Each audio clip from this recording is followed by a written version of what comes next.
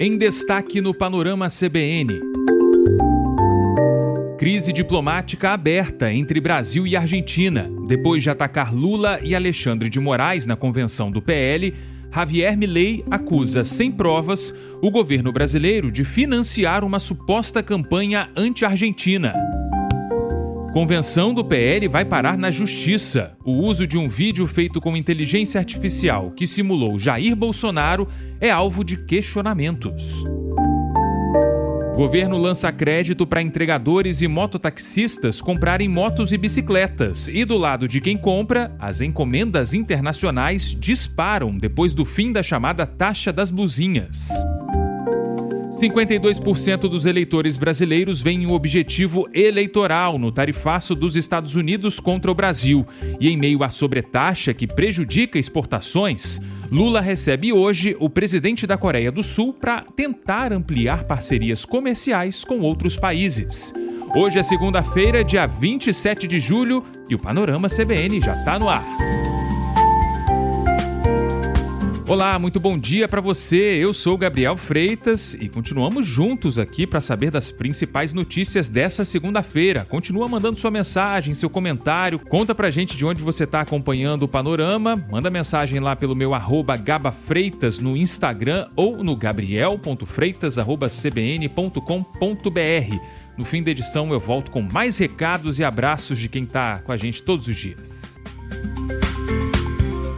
E a gente começa falando do Brasil, que começa a semana com uma crise diplomática aberta, com a Argentina. O embaixador brasileiro em Buenos Aires, Júlio Bitelli, deve desembarcar hoje em Brasília, depois de ser chamado pelo Itamaraty para consultas.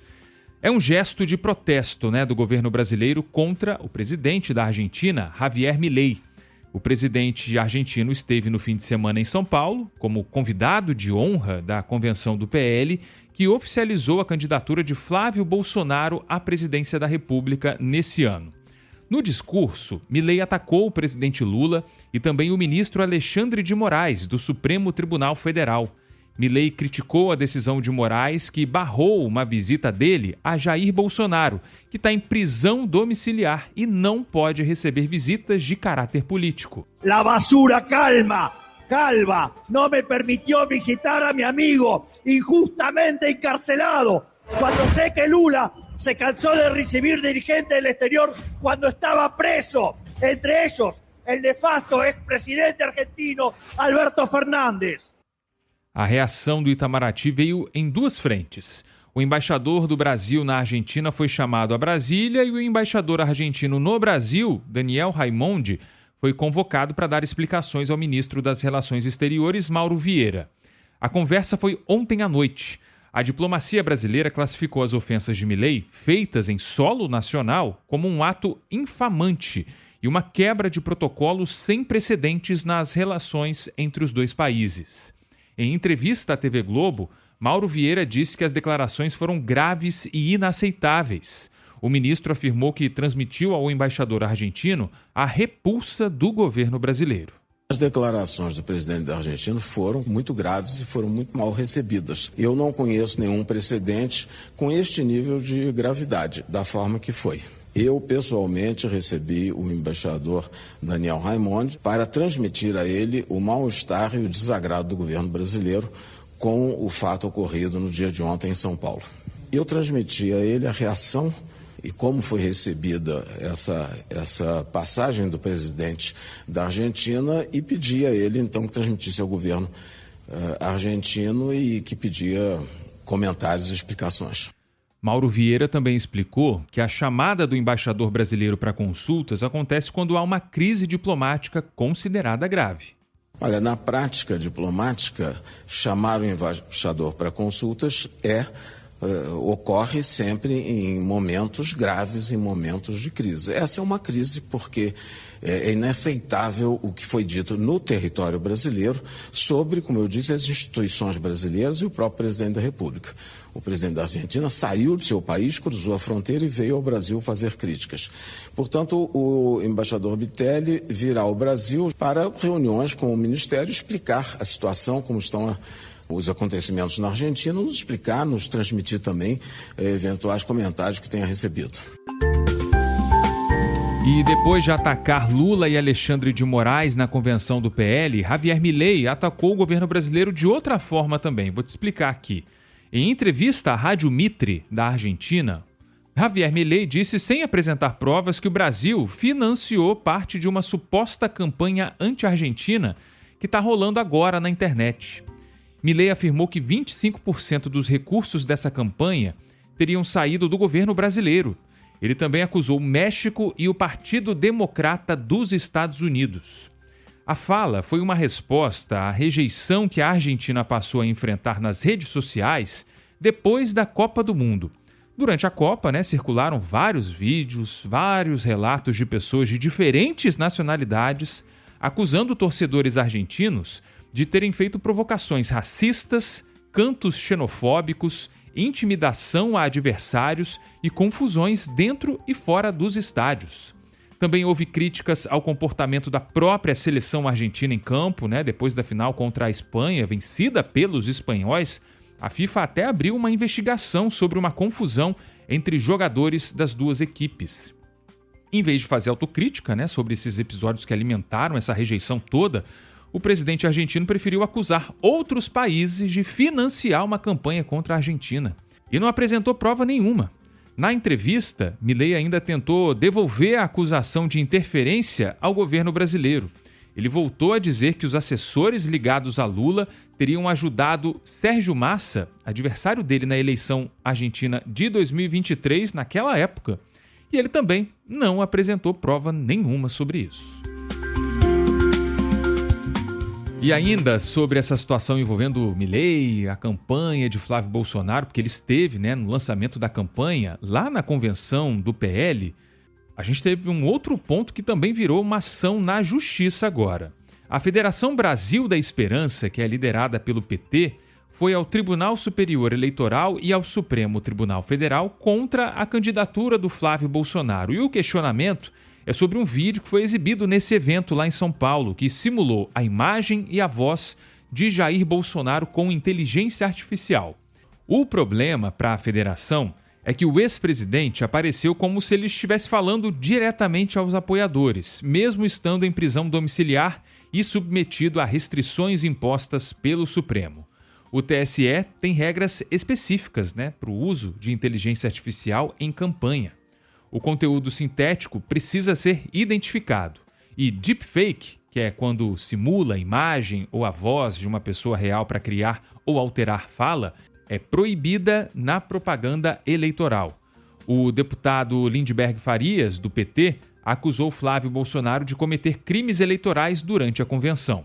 Primeiro, o artigo 337 do Código Eleitoral proíbe participação de estrangeiros. O Milei esteve lá, xingou todo mundo, falou um bocado de palavrão, pediu voto para Flávio Bolsonaro. Isso é proibido. Tem mais, Jair Bolsonaro tem os direitos políticos suspensos, ele foi condenado. Então usar ele como inteligência artificial ali foi uma forma de burlar essa suspensão dos direitos políticos. Durante o evento, Flávio Bolsonaro direcionou os ataques ao presidente Lula e repetiu um tom de confronto direto. É muito mais do que uma convenção. Isso é o início da luta mais importante das nossas vidas.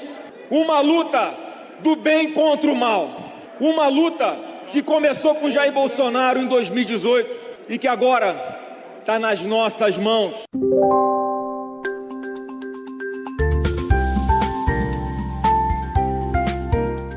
E olha, a reação do governo brasileiro foi além da crise com Javier Milei. Na real, essa questão aí com a Argentina é bem menor que uma outra que está exigindo reações frequentes do Lula, que ontem elevou o tom contra a pressão dos Estados Unidos sobre o Brasil. Num artigo publicado nesse domingo no jornal americano The Washington Post, o presidente afirmou que ninguém vai derrotar o Brasil com base em mentiras. Lula escreveu que o país não vai aceitar o uso de sanções econômicas ou comerciais para pressionar o governo por motivos políticos ou eleitorais. O texto foi publicado depois de mais um atrito com Washington.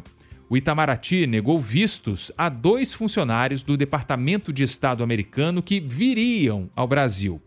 A informação revelada pelo Washington Post é que eles pretendiam questionar a integridade do sistema eleitoral brasileiro. O governo Lula avaliou que a viagem poderia ser usada politicamente e abrir também espaço para interferência nas eleições de outubro. E esse assunto é muito sensível porque as urnas eletrônicas voltaram a ser atacadas por Flávio Bolsonaro nessa pré-campanha, né? No artigo, Lula afirmou que o Brasil tem instituições maduras, judiciário independente e uma justiça eleitoral reconhecida pela integridade e pela capacidade técnica. A mensagem do presidente foi que o destino da democracia brasileira cabe só ao povo brasileiro. No sábado, durante a convenção do PT, que oficializou Fernando Haddad como candidato ao governo de São Paulo, Lula já tinha falado em público contra qualquer ingerência estrangeira nas eleições. Que não venha ninguém de fora querer meter o dedo nas nossas eleições. Portanto, quem quiser de fora vir se meter nas eleições brasileiras, já vou avisando logo, vão apanhar muito aqui nas eleições. Quem vai decidir o destino desse país são 157 milhões de eleitores. E ontem à noite, Lula também conversou por telefone com o presidente da China, Xi Jinping. Segundo o Palácio do Planalto, o presidente da China disse apoiar o Brasil na rejeição a interferências externas. A conversa durou mais de 1 hora e também tratou de comércio. Os dois líderes defenderam acelerar as negociações para um acordo entre o Mercosul e a China. Também falaram em ampliar a cooperação em tecnologia, inteligência artificial, satélites, minerais críticos e fertilizantes. O movimento do Planalto é tentar diversificar mercados num momento de tensão com os Estados Unidos. Do lado norte-americano, o Departamento de Estado negou que a viagem dos funcionários tivesse o objetivo de interferir nas eleições brasileiras. O órgão classificou essa informação como mentira sem fundamento. O Tribunal Superior Eleitoral informou que a área internacional da Corte foi procurada pela Embaixada dos Estados Unidos para tratar de uma visita, mas disse que não foi comunicada sobre a temática da agenda. Para o presidente da Academia Brasileira de Direito Político e Eleitoral, Sidney Neves, essa ação norte-americana é inédita. Eu nunca ouvi falar, é sem precedentes, eu nunca ouvi falar de um Estado Nacional criar uma missão de observação com 2 pessoas que são do Departamento de Estado para observar as eleições. E as missões geralmente elas vão não no processo de campanha, para acompanhar a campanha. Elas vão para verificar o dia da votação. Saímos todos de coletinho, acompanhando nas sessões, vendo, observando, sem qualquer tipo de interferência, sem dar uma de fiscal de partido político, etc., entendeu? Sem interferência.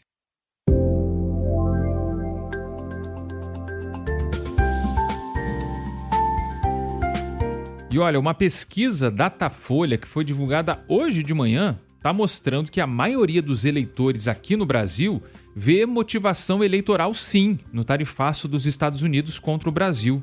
Para 52% dos entrevistados, as novas tarifas impostas pelo governo Donald Trump têm como objetivo beneficiar a campanha de Flávio Bolsonaro à presidência. Outros 37% não veem essa intenção e 11% não souberam responder. Essa percepção muda bastante de acordo com o voto. Entre os eleitores de Lula, 73% dizem que a medida americana tenta favorecer Flávio. E entre os apoiadores do senador do PL, o índice cai para 29%. A pesquisa também perguntou quem é o principal responsável pela crise comercial. Nesse ponto, 35% dos entrevistados culpam Lula pelas punições dos Estados Unidos. Donald Trump aparece em seguida, com 28%. Os irmãos Flávio e Eduardo Bolsonaro somam 23% das indicações de culpa pelo acirramento das sanções aplicadas pelos Estados Unidos. O dado político mais importante dessa pesquisa é que o tarifaço já entrou de vez na disputa presidencial, hein? O governo Lula tentando apresentar a cobrança americana como interferência externa e ataque à soberania brasileira. Já a oposição bolsonarista tentando responsabilizar o Planalto pela escalada da crise com os Estados Unidos. Mas quando a pergunta é sobre o que fazer agora, o eleitorado mostra preferência clara por negociação. A pesquisa está apontando que 74% dos brasileiros defendem que o governo federal busque uma saída negociada com os Estados Unidos. Só 17% apoiam a aplicação imediata da Lei de Reciprocidade contra produtos dos Estados Unidos. Ou seja, a maioria vê motivação política nesse tarifaço, mas não quer que uma resposta automática venha na mesma moeda. O recado da pesquisa é que o brasileiro quer reação do governo, sim, mas com cuidado para a crise não pesar ainda mais sobre as empresas, sobre os empregos e sobre os preços também.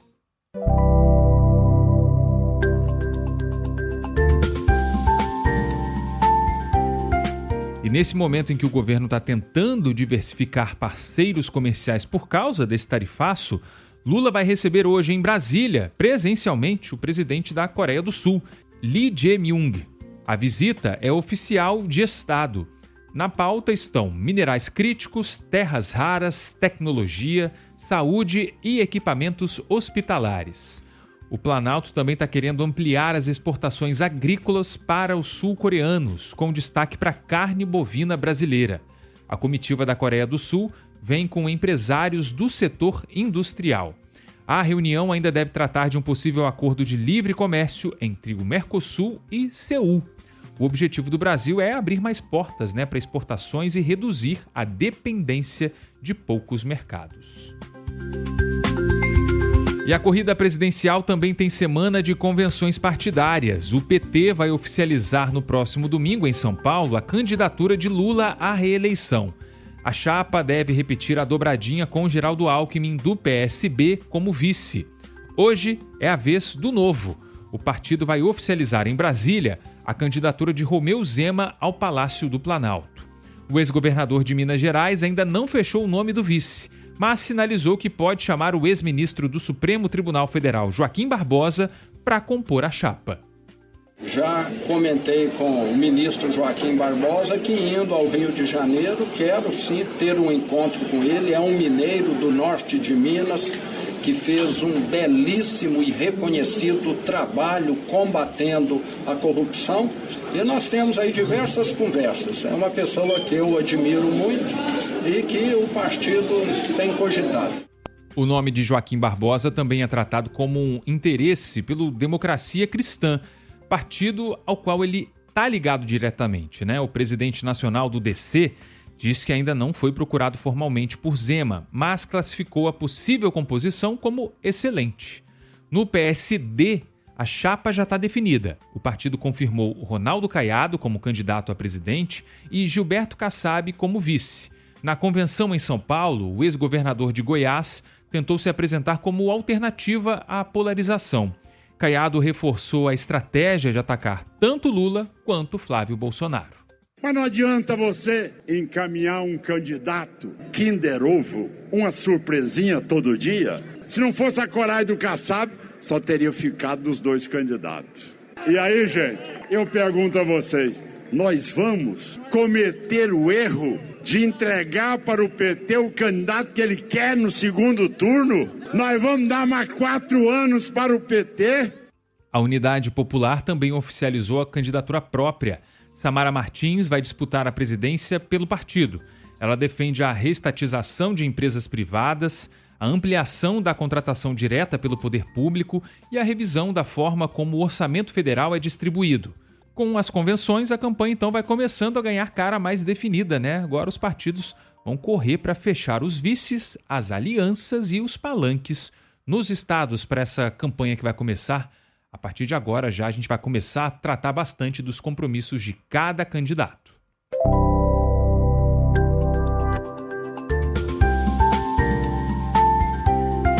Mudando de assunto, o destaque agora vai para a Agência Nacional de Aviação Civil, dizendo que foi enganada pela Voo e Paz antes daquele acidente trágico, que matou 62 pessoas em Vinhedo, no interior de São Paulo. Na semana passada, o relatório final do CENIPA apontou falhas da agência como um dos fatores que contribuíram para a queda do avião, em agosto de 2024.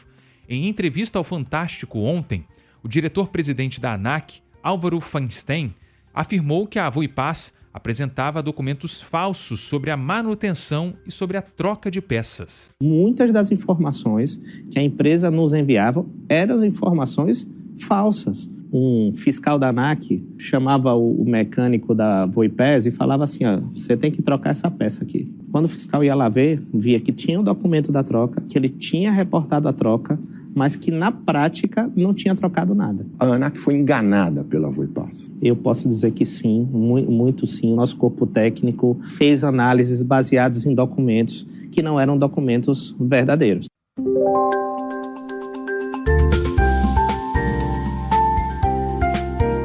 E olha, entregador de aplicativo e mototaxistas vão ter uma nova linha de crédito para comprar moto ou bicicleta. O governo federal vai lançar hoje o Move Brasil Entregadores e Motoapp, um programa que permite financiar até 100% do valor do veículo sem entrada, com juros abaixo dos praticados pelo mercado. Podem participar entregadores com pelo menos 6 meses de cadastro em aplicativo e no máximo 100 corridas ou entregas feitas. Também entram profissionais com carteira assinada há pelo menos 6 meses na mesma empresa, como ciclistas, motofretistas e mototaxistas. O financiamento vale para motos flex de até 160 cilindradas, motos elétricas também, ciclomotores e bicicletas elétricas. Os veículos precisam ser novos e fabricados aqui no Brasil, ou então ter projeto de produção aqui em solo nacional. O cadastro é feito pelo portal gov.br/movebrasil. A resposta deve sair em até 5 dias úteis. Depois disso, o trabalhador aprovado procura a Caixa, o Banco do Brasil ou outra instituição habilitada para contratar o financiamento. E do lado de quem compra, até te faço essa pergunta: você tem costume de comprar pela internet? Pois o volume de encomendas internacionais voltou a disparar depois do fim da taxa de 20% sobre compras de até $50. Em junho, primeiro mês completo sem a cobrança, a Receita Federal registrou mais de 28.300.000 remessas recebidas. O número é 84% maior que a média dos 4 primeiros meses do ano. A chamada taxa das blusinhas foi derrubada por medida provisória. E já deu para perceber que o brasileiro voltou a comprar mais, de fora. O avanço também mostra a força do consumo pela internet no momento em que o varejo está se adaptando cada vez mais ao e-commerce.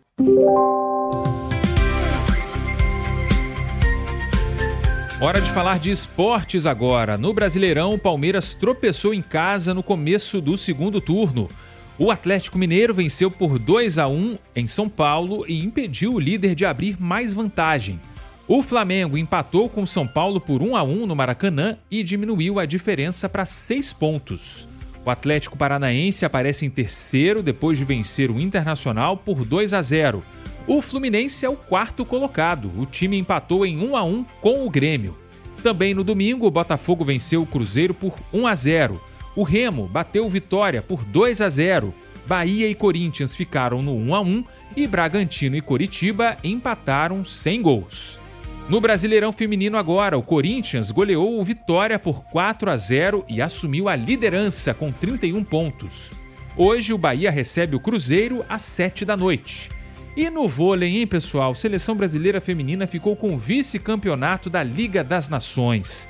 O Brasil perdeu a final para a Turquia por 3-1 em Macau, na China. Desde 2018, quando a competição substituiu o Grand Prix, a seleção disputou 5 finais e ainda não conseguiu levantar a taça. Mas mesmo assim, ótimo resultado para as meninas que levaram até a final, garantiram essa prata na VNL. Vamos torcer para o ano que vem, Quem sabe esse título vem pra gente. Valeu, meninas!